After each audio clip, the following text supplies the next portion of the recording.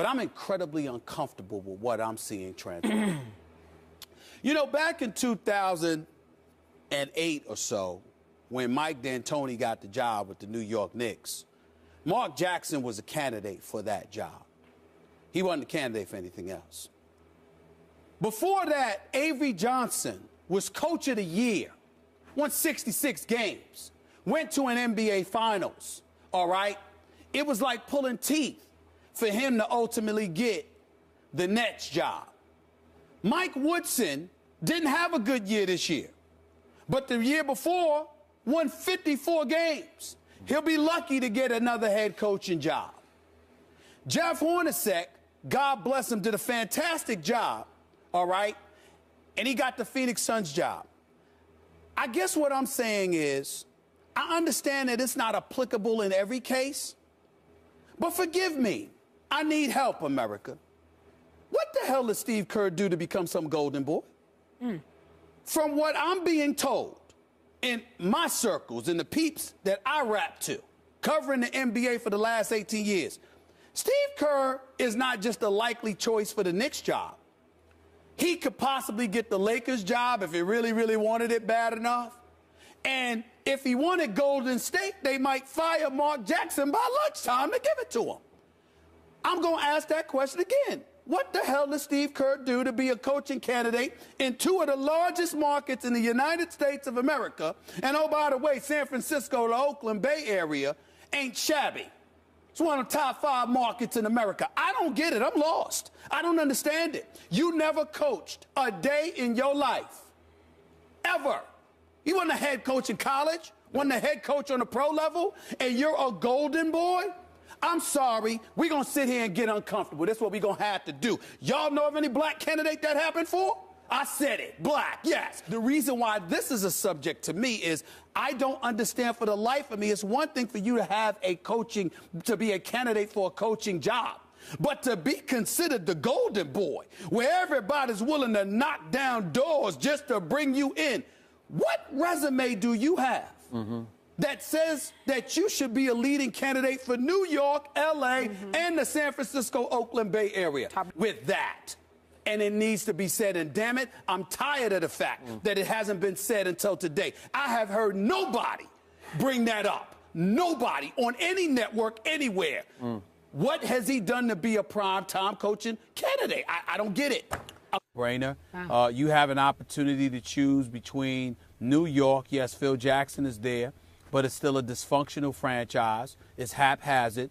Carmelo isn't sure about it. An abundance of their players aren't sure about it. The city of New York isn't sure about it. A matter of fact, the only thing we're sure about is how dysfunctional it is. And obviously they're cap-strapped, and, you know, it's a rebuilding and a reclamation project that's going to be years in the making.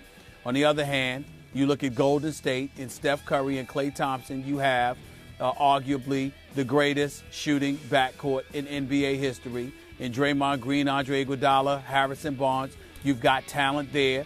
Even when Bogut doesn't want to be bogus, he can give you something in terms of a big man presence. And the city is probably the best home crowd in existence at this moment in time. And regardless of what I consider to be their foolish decision to let go of Mark Jackson, there's no denying that the Golden State Warriors ownership are a bunch of guys that care a great deal about winning. They care a great deal about their franchise. They do have some knowledge about what they're doing. Max Kellerman, Molly, this is one of the toughest positions that I've ever had to take and in my career on First Take. And here is why. I want to first state that Steve Nash has no coaching experience. But if you talk about an outlier, an individual that is just special on so many levels, it is Steve Nash. Not just as a player, but his mentorship to some degree with Steph Curry. The brothers that he has looked out for and supported when Quentin Richardson was his teammate, and he took money off his plate to make sure Quentin Richardson got paid. When he had his man Steven Jackson, his former teammate, his teammate at the time, living with him and took him in and looked out for him. The respect that he has around the league, his smarts, his intelligence, his basketball IQ. Steve Nash is a sensational dude. And if anybody deserves this opportunity, absent the experience that obviously he has as a coach, it is him. It happened for Steve Kerr. Never coached on any level before, but he took over Golden State, and look at the job that he's done. Steve Nash is widely respected and loved by a whole bunch of people in the NBA, black, white, and beyond. Congratulations to him. He deserves it. I get it. But this ain't about him, what I'm about to say. Ladies and gentlemen, there's no way around this. This is white privilege. This does not happen for a black man on any level as a coach. And you get the Brooklyn Nets job. I know that Kyrie and KD have both signed off on this. I know they both support this move. But I'm thinking about a champion that is Ty Lue, passed up. I'm thinking about a guy who built the foundation for the Golden State Warriors in Mark Jackson, passed up. I'm thinking about the years that Sam Cassell has served as an assistant, first in the nation's capital in D.C., and now with the Los Angeles Clippers, passed up.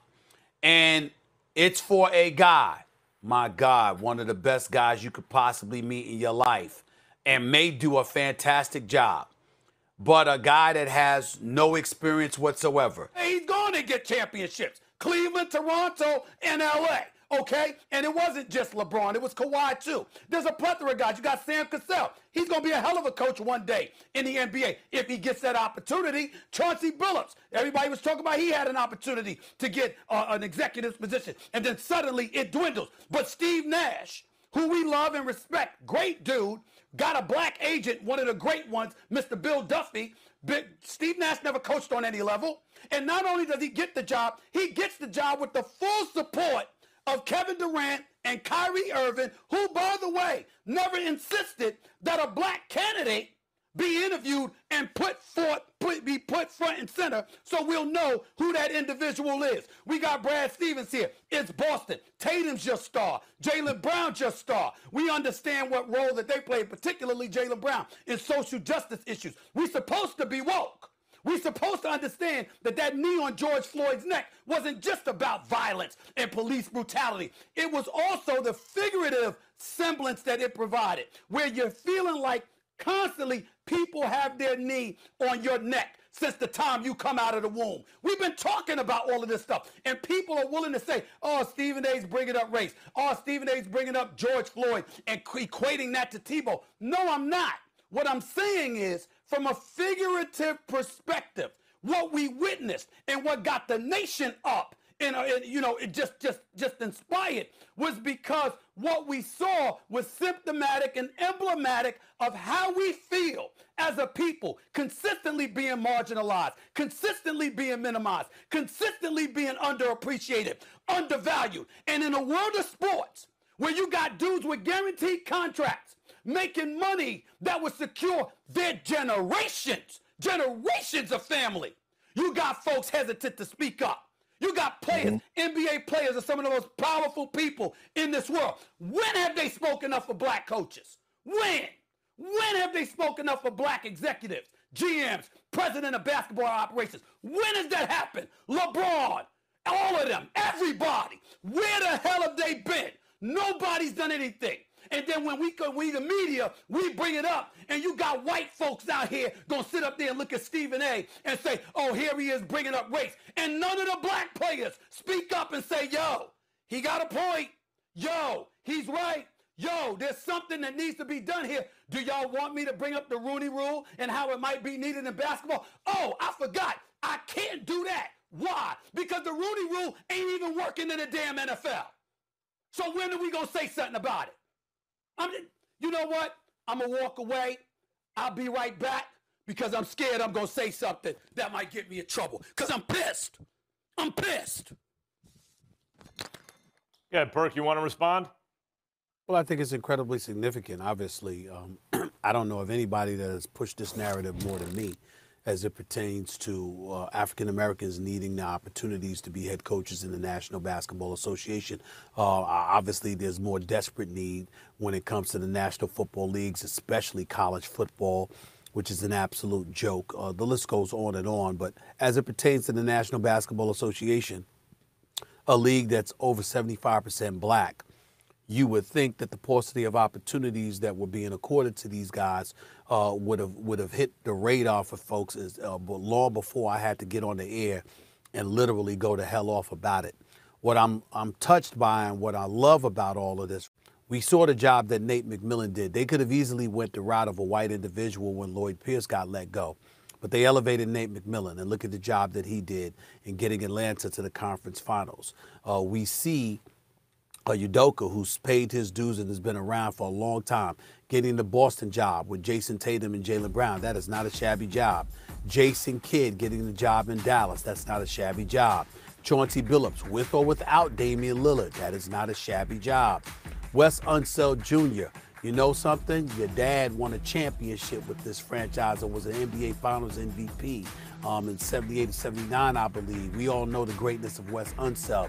This is his son, who was an assistant there and worked there for years and has toiled the terrain of, being on the sidelines for an NBA franchise. And here he is now taking over a Wizards franchise with Russell Westbrook and Bradley Beal as backcourt mates in the Eastern Conference. That is not a shabby job. Willie Green with Zion Williamson. That is not a shabby job. And so I look at it from that perspective, and I'm saying it's not just the fact that they got jobs. They have an opportunity to make something of themselves based on the franchise they've inherited as a head coach.